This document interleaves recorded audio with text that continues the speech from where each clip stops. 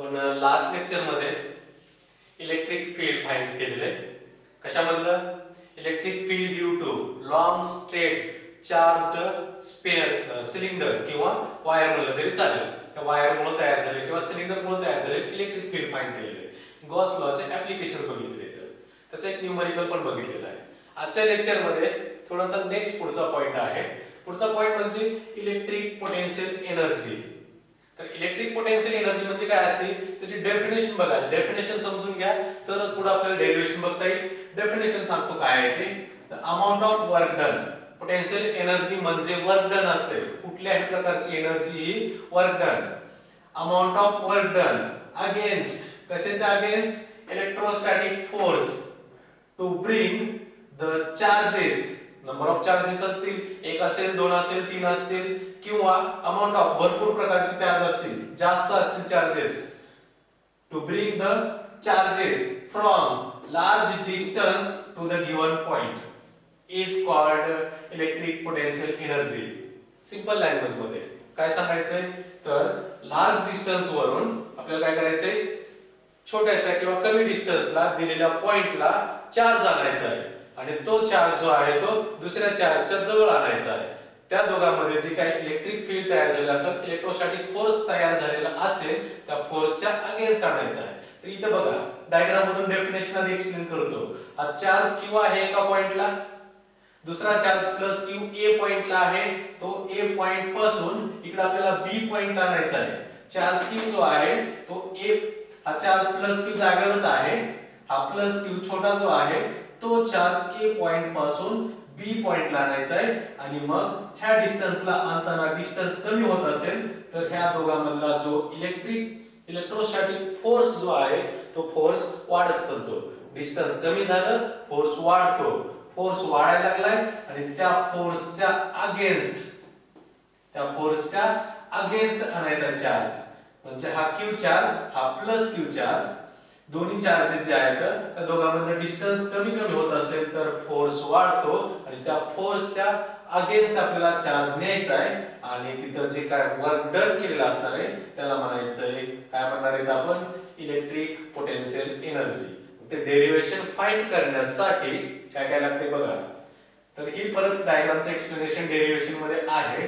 काय केलेलं आहे तर ओ पॉइंटला एक चार्ज प्लस क्यू घेतलेला आहे. त्याच्यानंतर ओ पासून एक R1 एवढ्या डिस्टन्सला ए पॉइंट घेतलेला आहे. तिथे एक प्लस छोटा चार्ज घेतलेला आहे. त्याच्यानंतर दुसरा OB हे जे डिस्टन्स आहे ते R2 घेतलेलं आहे. त्याच्यानंतर वर्क डन फाइंड करायचंय. वर्क डनचा सिंपल फॉर्म्युला आहे काय आहे? Work done is equals to force into displacement. मग आधी काय केलं? स्मॉल वर्क डन फाइंड करायचंय. स्मॉल डिस्प्लेसमेंट घेतलं, कन्सिडर केलं. हे स्मॉल डिस्प्लेसमेंट ए पासून हे जे डिस्प्लेसमेंट आहे dr एवढं डिस्प्लेसमेंट घेतलेलं आहे. या dr एवढ्या डिस्प्लेसमेंट मध्ये किती वर्क डन झालेलं असेल ते आधी फाइंड करू. dr एवढ्या डिस्प्लेसमेंट मध्ये किती वर्क डन झाले ते फाइंड करायचंय. Work done dw is equals to minus f into dr. Minus कशामुळे? indicates that displacement is opposite to the force. हे डिस्प्लेसमेंट फोर्सच्या अपोजिट मध्ये चाललेले आहे. फोर्सच्या अपोजिट मध्ये चाललेला असल्यामुळे डिस्प्लेसमेंट काय झालेलं आहे तर निगेटिव्ह साइन घेतलेलं आहे. परत एकदा simple electric potential energy find करण्यासाठी काय काय रिक्वायरमेंट आहे नीट बघा. एक चार्ज घ्यायचा एका पॉइंटला, फिक्स चार्ज आहे तो प्लस क्यू. त्याच्यानंतर त्याच्यापासून काय अंतरावरती दुसरा चार्ज घ्यायचा आहे प्लस स्मॉल क्यू घेतलेला आहे चार्ज आणि हा चार्ज काय करायचा आहे प्लस क्यू कडे न्यायचा आहे आणि इथं जे काय वर्क डन झालेलं असेल त्याला म्हणतात इलेक्ट्रिक पोटेन्शियल एनर्जी. आणि मग हे सगळ्यामध्ये आपण एक कन्सिडर केलेली गोष्ट काय आहे? dr ही कन्सिडर केलेली गोष्ट म्हणजे स्मॉल डिस्प्लेसमेंट आहे. या स्मॉल डिस्प्लेसमेंट मध्ये किती वर्क डन झालेलं आहे? du is equals to minus f into dr. हे स्मॉल वर्क डन. आणि मग आता a पासून b पर्यंत चार्ज न्यायला टोटल वर्क डन किती लागेल? मग ते वर्क डन फाइंड करण्यासाठी इकडे फाइंड केलेलं आपण बघा. इकडे total work done from R1 to R2 म्हणजे चार्ज R1 पासून R2 पर्यंत नेण्यासाठी टोटल वर्क डन किती लागतंय? इथे इंटिग्रेशनचा फॉर्म्युला लागतंय. त्याने सगळं बेसिक लक्षात घ्या छोट्या छोट्या गोष्टी. तर टोटल वर्क डन फाइंड करण्यासाठी स्मॉल वर्क डनचं इंटिग्रेशन घेतलं, integration from r1 to r2 आणि मग du चा फॉर्म्युला जो आहे du चं इंटिग्रेशन आहे, du चं इंटिग्रेशन त्याचा फॉर्म्युला -f * dr हा फॉर्म्युला घेतला आहे, साइन सहित घ्यायचे, प्लस मायनस काय असेल तसं मायनस आहे आणि मग फोर्सचा फॉर्म्युला पुट केला. फोर्स म्हणजे इलेक्ट्रोस्टॅटिक फोर्स, पुन्हा पुन्हा मधला तर हा प्लस क्यू आणि हा प्लस क्यू ह्या दोन चार्जेस मधला इलेक्ट्रोस्टॅटिक फोर्स किती आहे, Coulomb's law 1/4πε0 into capital Q small Q divided by त्यांच्यामधला डिस्टन्सचा square r square into dr. म्हणजे त्यांच्यामध्ये जे डिस्टन्स आहे टोटल ते डिस्टन्स r घेतलेलं आहे, त्या दोघांमधला डिस्टन्स स्क्वेअर r स्क्वेअर. तर नेक्स्ट पॉइंट बघा, u इज इक्वल्स टू हा minus 1/4πε0 capital Q small Q divided by r square. तर कॅपिटल क्यू स्मॉल क्यू हा जो पार्ट आहे वरचा हा कॉन्स्टंट आहे, इंटिग्रेशनच्या बाहेर घेतला, हा पार्ट कॉन्स्टंट जो आहे तो इंटिग्रेशनच्या बाहेर राहिलं. कोणतं r1 to r2 1/r² into dr 1/r² into dr. आणि मग आता ह्याचं इंटिग्रेशन फॉर्म्युला आहे, integration of 1/x² with respect to x असेल तर -1/x. फॉर्म्युला फिक्स लक्षात ठेवायचा आहे, मेमोराइज करायचा आहे, पाठ करायचा आहे, व्यवस्थित लक्षात ठेवायचा आहे. 1/x² चे integration with respect to x असेल तर इज इक्वल टू -1/x.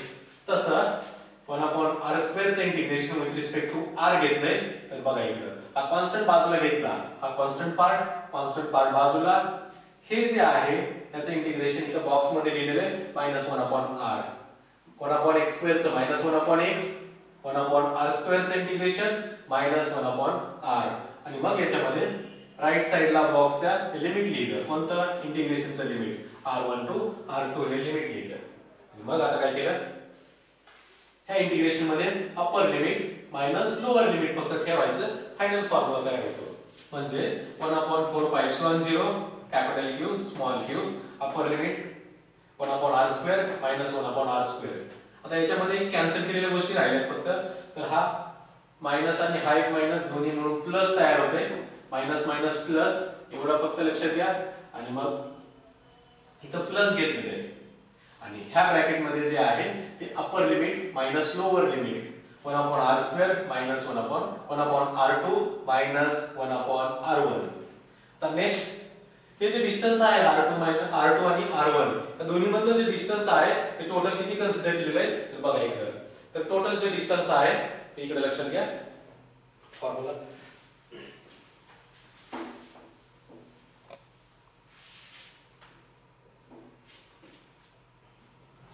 हे जे डिस्टन्स आहे टोटल r1 आहे, हे जे डिस्टन्स आहे टोटल r2 आहे.